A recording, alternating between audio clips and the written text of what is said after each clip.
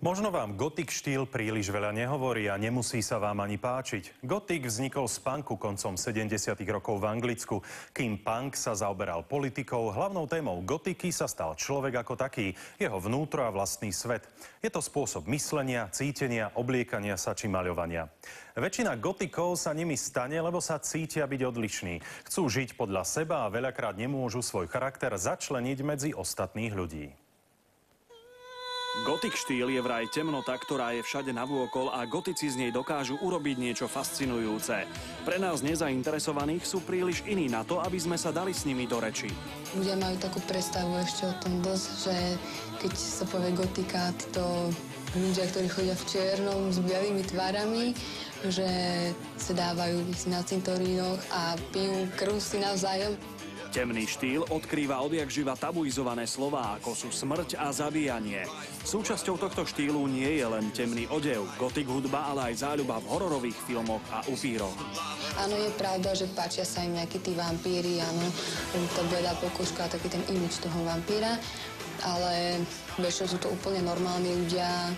Nie je teda pravdou, čo sa o nich hovorí. Gotici sú vraj väčšinou inteligentní a vnímaví ľudia, ktorí sa snažia len vyjadriť svoj názor. Mám rada celkom extrémy, čiže keď sa mi niečo páči, tak je to výrazné.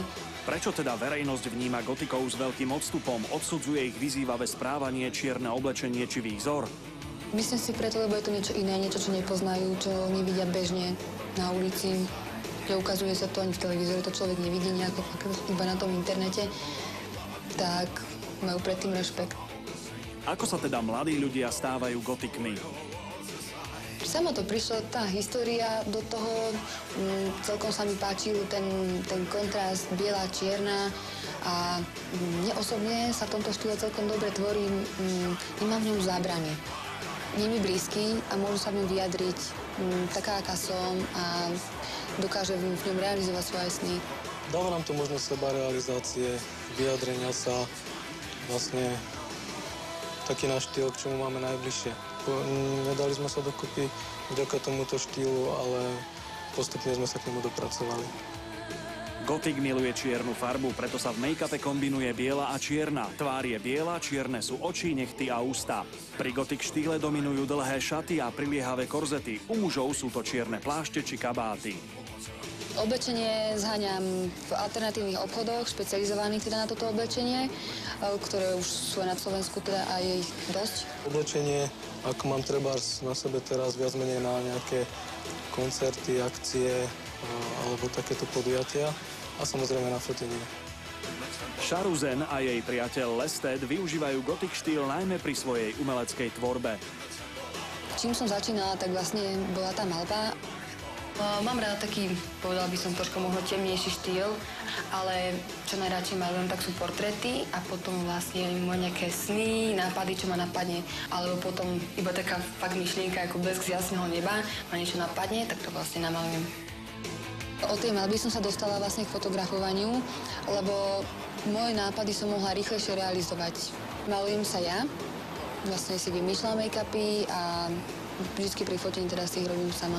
S nápadom príde hlavne priateľka a potom to už spoločne dotvárame, že ako by to malo vyzerať, čo z toho nápadu je reálne. Fotografie vyjadrujú to, čo vlastne cítime. Naše pocity, naše sny, trebárs, túžby. Ja osobne chcem, aby moje fotografie vyzerali ako dosiahnutie nejakého sna, aby vyzerali aby mali nejakú atmosféru. Gotik je teda životný štýl, ktorý je pre ostatných ľudí nepochopiteľný a odsudzovaný. O gotikoch sa hovorí, že mávajú depresie, fascinuje ich smrť, ktorú berú ako súčasť života a žijú s ňou. Každý má svoj názor, nie každému sa to páči, ale že by to bolo nejako extrémne negatívne, to nemôžem povedať. Myslím si, že časom, keď viac ľudí bude chodiť takto oblečených, nebudú sa bať prejaviť seba, tí ľudia ich spoznajú, tak myslím si, že to bude úplne niečo iné, že ich budú brať normálne ako ostatní.